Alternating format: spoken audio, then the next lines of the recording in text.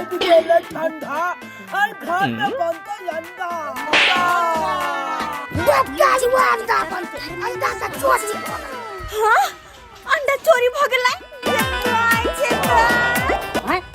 अंडा चोरी हो गया। अंडा जो चोरी किया ओकरा छोड़न जा नहीं।